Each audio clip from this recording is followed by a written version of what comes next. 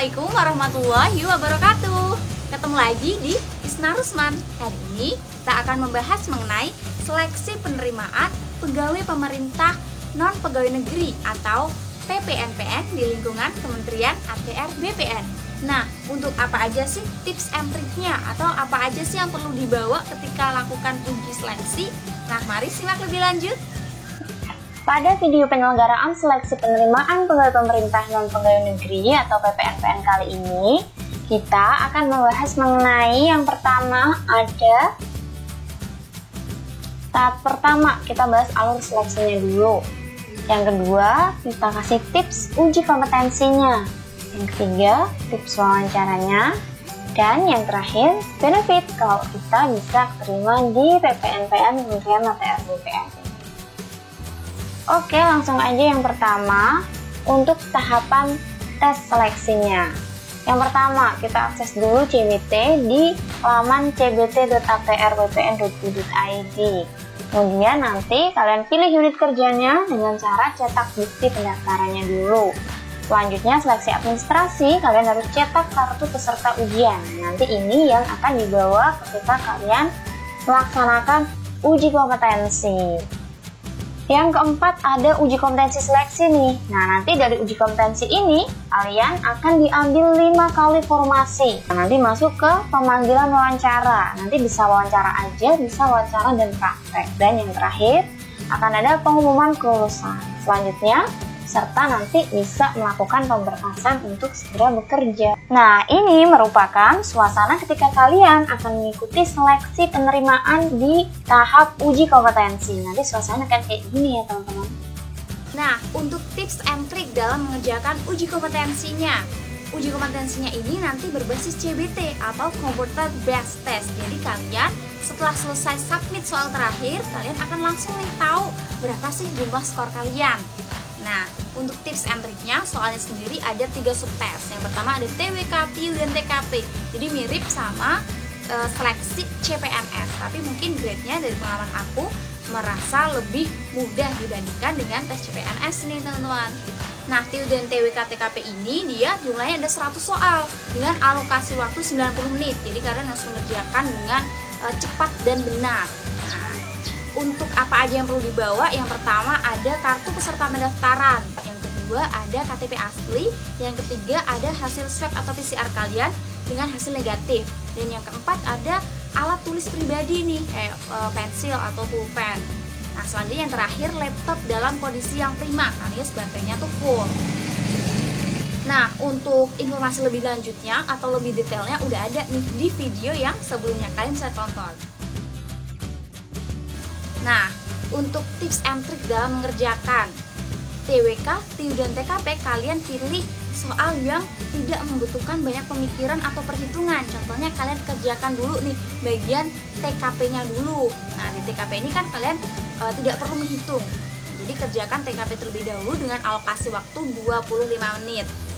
Nah, selanjutnya yang kedua kalian kerjakan TWK dulu. Nah, TWK ini kalian yang ngerasa paling bisa banget dan tahu banget jawabannya, dan yang tidak tahu banget jawabannya kalian langsung kerjakan, langsung tulis, karena itu akan membuat alokasi waktu kalian tuh lebih bagus. Jadi kerjakan TWK dalam alokasi waktu 25 menit. Untuk yang masih ragu-ragu antara A atau B, kalian kerjakan nanti dulu. Dan yang terakhir ada TIU, kalian kerjakan TIU dalam alokasi waktu 30 menit karena membutuhkan banyak pemikiran dan perhitungan. Jadi 25 menit, dan 30 menit, jadi totalnya ada 80 menit. Masih ada 10 menit untuk ngecek ulang nih, untuk make sure apakah udah benar semuanya ataukah belum nih. Maksudnya udah terisi semua belum nih jawabannya. Dan untuk yang ngecek, untuk yang TWK tadi udah dikerjakan apa belum, untuk soal-soal yang kalian tuh masih ragu. Nah, itu 10 menit alokasikan waktu untuk ngecek ulang. Itu untuk tips and trick di mengerjakan uji kompetensinya. Oke, selanjutnya kita menuju ke tips and trick dalam melakukan wawancara nih teman-teman. Setelah kalian lolos untuk seleksi di SKD ini atau uji kompetensi, nanti kalian akan lanjut di babak wawancara, tes wawancara. Nah, yang akan mewawancarai biasanya adalah pejabat-pejabat yang ada di lingkungan kalian. ya, di lingkungan kalian yang nanti akan bekerja. Setahu saya untuk yang formasi kali ini akan diambil 5 kali. Misal nih formasinya ada 2 di PPSDM. Nah, jadi akan ada 10 di bagian PPSDM di administrasi misalnya, yang dibutuhkan 2 orang, maka 2 kali 5 10 orang. Jadi 10 orang nih yang akan lolos di tahap sampai wawancara. Nah, wawancara ini penting banget nih teman-teman. Pengalaman saya pribadi kayak itu waktu tes di uji kompetensi cuman ranking 6. Dulu diambil 3 kali formasi, jadi formasinya ada 2. Jadi saya yang terakhir nih yang bisa masuk di wawancara. Tapi alhamdulillah, karena wawancara ini mungkin juga sangat penting dan menentukan keberlanjutan kalian dalam tes ini. Jadi disimak baik-baik ya. Untuk tips and trik dalam wawancara, yang pertama, ceritakan diri Anda. Nah, dalam menceritakan diri Anda, ceritakan diri Anda dengan antusias dan penuh percaya diri, tapi jangan berbelit-belit. Misalnya, kalian perkenalan diri dengan nama, umur, asal, pendidikan terakhir aja, jangan dari SD, SMP, SMA, nanti terlalu lama. Jadi kalian ceritakan pendidikan terakhir aja dan prestasi yang kalian peroleh. Jangan lupa prestasi yang kalian peroleh ini hubungkan dengan posisi yang akan kalian daftar. Nah, selanjutnya untuk pertanyaan kedua, biasanya kalian akan ditanya, kenapa sih kalian ingin mendaftar di instansi ini? Nah, dari berbagai sekian instansi, kenapa kalian memilih di sini? Pertanyaan tersebut biasanya pewawancara ingin tahu nih keseriusan kalian dalam mengikuti seleksi. Nah, ini merupakan sebuah pertanyaan yang akan menentukan nih sikap pewawancara selanjutnya. Jadi kalian harus menjawabnya dengan hati-hati dan meyakinkan. Nah, tips dalam menjawab pertanyaan seperti ini, kalian cari tahu dulu tentang formasi yang kalian pilih dan instansinya dengan baik. Jadi kalian harus mengetahui banget nih mengenai instansi yang akan kalian lamar nantinya. Oke, berikut merupakan organisasi dan tata kerja di lingkungan ATR BPN menurut Permen ATR BPN nomor 16 tahun 2020. Oke, berikut merupakan susunan organisasi untuk Kementerian ATR BPN. Berikut yang banyak nih direktorat-direktorat yang dia termasuk di Kementerian Pusat, dan baru di bawahnya nanti ada kantor wilayah dan kantor pertanahan. Oke, selanjutnya yang nomor 1 ada Sekretariat Jenderal atau Setjen.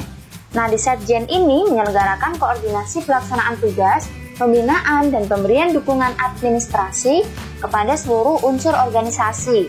Nah, dukungan administrasinya meliputi ketatausahaan, kepegawaian, keuangan, perumah tanggaan, kerjasama, hubungan masyarakat, arsip, dan dokumentasi. Sekjen sendiri terdiri atas, yang pertama ada Biro Perencanaan dan Kerjasama. Fungsinya merencanakan kerjasama dalam bidang agraria atau pertanahan dan tata ruang. Selanjutnya yang kedua ada Biro Organisasi dan Kepegawaian. Berfungsi memberikan informasi kepegawaian, pengembangan pegawai, dan mutasi kepegawaian. Yang ketiga ada Biro Keuangan dan Barang Milik Negara. Nah, biro ini dia melakukan pengelolaan anggaran dan penerimaan negara, bukan pajak atau PNBP. Selanjutnya, yang keempat ada Biro Hukum yang bertugas untuk penyusunan rancangan kebijakan dan peraturan perundang-undangan. Lalu ada Biro Hubungan Masyarakat, dia melaksanakan pemberitaan dan hubungan antar lembaga. Ini contohnya seperti YouTube di Kementerian ATR BPN nih, yang memegang adalah Biro Humas. Nah, selanjutnya ada Biro Umum dan Layanan Pengadaan, melaksanakan penyiapan pengelolaan sarana dan prasarana. Dan yang terakhir ada kelompok jabatan fungsional. Ini dia contohnya kalau di PPSDM adalah seorang widya iswara atau pengajar latsar. Nah, selanjutnya yang kedua ada Direktorat Jenderal Tata Ruang, disebut juga sebagai Ditjen 1. Fungsinya untuk menyelenggarakan kebijakan di bidang perencanaan tata ruang dan pemanfaatan ruang. Yang ketiga, ada Direktorat Jenderal Survei dan Pemetaan Pertanahan dan Ruang, alias Ditjen 2 nih. Fungsinya untuk menyelenggarakan perumusan dan pelaksanaan kebijakan di bidang survei dan pemetaan. Nah, itu salah satu dari tugas Ditjen 2. Nah, yang keempat ada Direktorat Jenderal Penetapan Hak dan Pendaftaran Tanah atau PHPT nih. Dia disebut juga sebagai Ditjen 3. Ditjen 3 ini fungsinya menjalin hubungan kelembagaan dan pejabat pembuat akta tanah. Nih, jadi hubungan dengan PPAT yang salah satu dari tugas Dijen 3. Yang kelima ada Direktorat Jenderal Penataan Agraria atau Dijen 4. Fungsinya menyelenggarakan perumusan dan pelaksanaan kebijakan di bidang redistribusi tanah, penatagunaan tanah, dan penataan wilayah. Yang keenam ada Direktorat Jenderal Pengadaan Tanah dan Pengembangan Pertanahan atau Dijen 5. Nah, di Dijen 5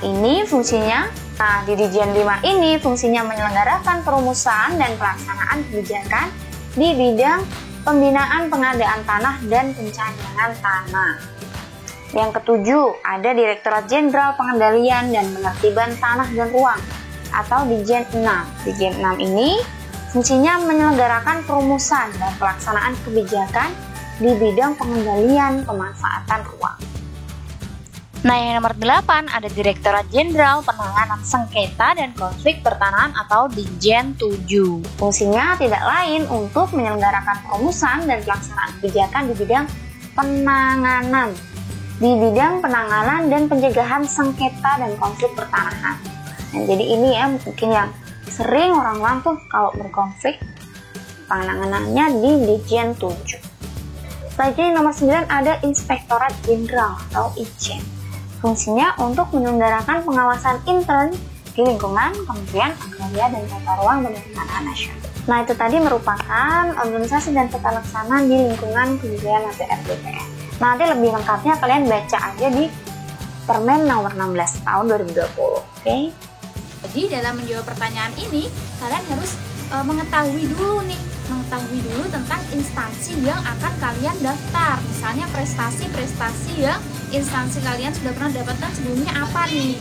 Jadi jangan menjawab dengan kalimat-kalimat yang contohnya seperti saya ingin menambah pengalaman. Nah, kayak gitu itu bisa dihindari dan dijawab dengan menggunakan kelebihan-kelebihan dari instansi yang kalian pilih.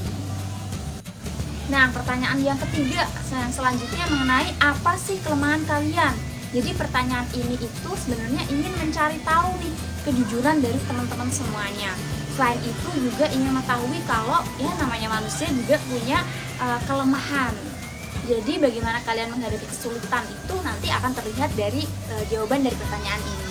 Nah, dalam menjawab pertanyaan ini ceritakan kelemahan Anda, tapi jangan lupa carikan juga solusinya.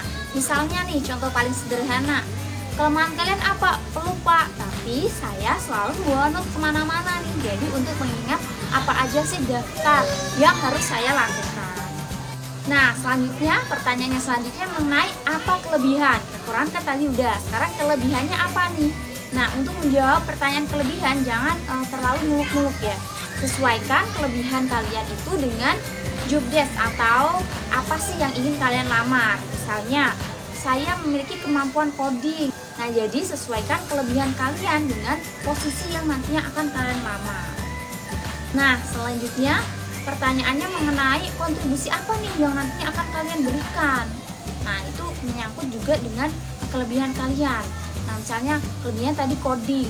Nah, terus yang akan kalian berikan apa nih? Nah, jadi dari coding itu nanti kalian akan membuat misalnya sebuah inovasi-inovasi yang terkait dengan coding tersebut dan juga terkait dengan posisi nih yang nantinya akan kalian tempati. Selanjutnya, pertanyaan mengenai kenapa kalian pindah kerja nih? Misalnya kalian udah pernah kerja di perusahaan A, terus ingin pindah ke PPN sini. Nah, apa nih? Kenapa kalian harus pindah? Nah, untuk menjawab pertanyaan kayak gini, jangan sampai kalian menjelek-jelekan instansi yang sebelumnya.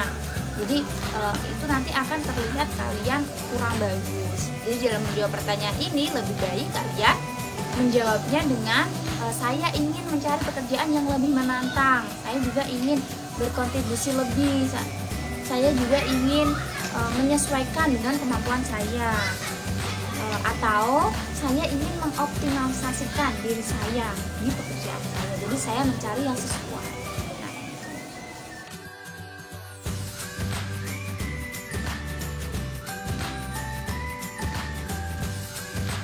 oke, segitu aja nih teman-teman untuk pertemuannya kali ini. Semoga kalian bisa keterima nih di PPNPN Kementerian ATR BPN dan bergabung bersama kita. Oke, good luck buat kalian semua dan see you, bye-bye.